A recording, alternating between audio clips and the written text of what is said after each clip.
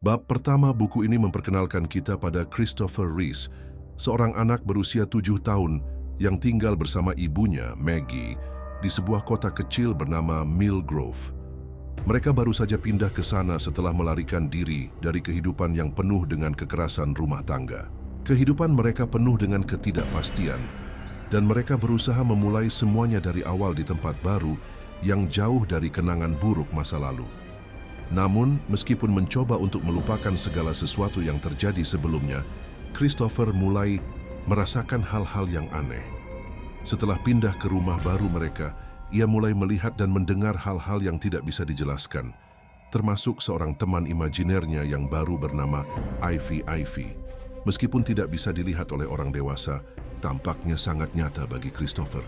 Ia menyuruhnya untuk melakukan berbagai tugas dan mulai menunjukkan hal-hal yang tampaknya lebih dari sekadar imajinasi seorang anak.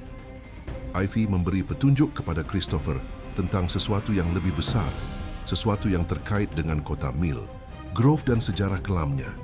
Maggie, ibunya, sangat khawatir tentang perubahan aneh pada perilaku Christopher. Ia tidak tahu apakah semua ini hanyalah bagian dari cara anak-anak berimajinasi, atau jika ada sesuatu yang lebih gelap yang sedang terjadi. Namun, sementara itu, Christopher semakin terlibat dalam perintah Ivy, yang membawa dia pada petualangan yang semakin menegangkan. Bab ini melanjutkan kehidupan Christopher dan Maggie di kota kecil Mill Grove. Mereka mulai mencoba beradaptasi dengan lingkungan baru, sekolah, tetangga, dan rutinitas sehari-hari. Christopher mulai bersekolah di Mill Grove Elementary, tapi ia mengalami kesulitan untuk menyesuaikan diri. Ia menderita disleksia dan merasa tertinggal dari teman-temannya.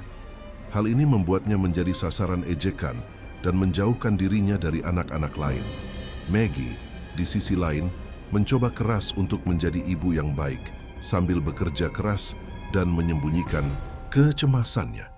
Namun pada saat yang sama ada nuansa aneh dan tidak menyenangkan yang perlahan mulai muncul di latar. Christopher mulai mendengar suara-suara dan melihat bayangan yang tampak tidak berasal dari dunia nyata. Ia juga mulai merasa seolah-olah sedang diawasi, baik di sekolah maupun di rumah. Semua itu belum terlalu jelas, tapi ada perasaan bahwa sesuatu sedang mendekat. Di akhir bab, perasaan tidak nyaman itu meningkat. Christopher mendengar bisikan yang hanya bisa ia dengar, memanggilnya untuk datang ke hutan. Meskipun terdengar mengerikan, rasa penasaran dalam dirinya tumbuh seolah ada panggilan yang tidak bisa ia tolak. Inilah awal dari keterlibatan Christopher dengan kekuatan misterius yang akan mengubah hidupnya. Di bab ini, ketegangan semakin meningkat saat Christopher secara misterius menghilang selama 6 hari. Ia terakhir terlihat berjalan ke arah hutan di pinggir kota, suatu tempat yang dikenal menyeramkan oleh warga Mill Grove. Kehilangannya mengejutkan seluruh kota, terutama ibunya, Maggie, yang dilanda kepanikan dan keputusasaan. Polisi dan warga mengadakan pencarian besar-besaran, tapi jejak Christopher seolah lenyap tanpa jejak. Cuaca menjadi semakin buruk selama pencarian, seolah alam pun menolak membantu. Namun secara mengejutkan, Christopher tiba-tiba muncul kembali tanpa luka, sehat, dan tidak bisa menjelaskan apa yang terjadi selama ia menghilang. Ia mengaku tidak ingat apapun dari waktu 6 hari itu. Tapi yang lebih aneh lagi, setelah kembali, Christopher mulai menunjukkan perubahan yang luar biasa. Ia tidak lagi kesulitan membaca dan menulis, disleksianya tampak menghilang. Ia mulai menunjukkan kecerdasan luar biasa dan bahkan tahu hal-hal yang mustahil diketahui seorang anak. Ia mulai berbicara tentang suara dalam kepalanya, temannya yang tidak terlihat, dan tentang pohon gantung di dalam hutan. Maggie awalnya senang karena anaknya kembali, tapi perubahan drastis ini membuatnya khawatir. Christopher kini bukan hanya lebih cerdas, ia juga jadi lebih serius, gelisah, dan seolah tahu sesuatu yang akan terjadi. Setelah kembali dari hutan, Christopher mulai menerima penglihatan dan bisikan dari entitas misterius yang ia sebut sebagai The Nice Man. Meskipun semakin lama terasa bahwa kekuatan ini mungkin tidak sepenuhnya baik.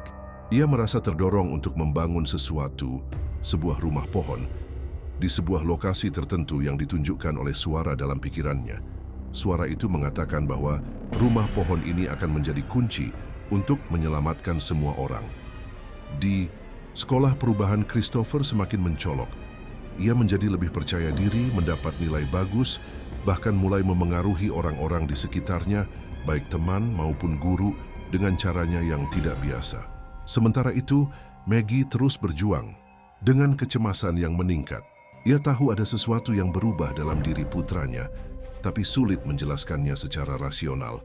Ia juga mulai mengalami mimpi buruk dan gangguan di rumah mereka, bunyi-bunyi aneh, bayangan, dan rasa seperti diawasi.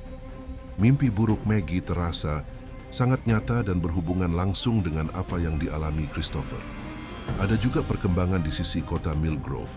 Orang-orang mulai mengalami hal-hal aneh.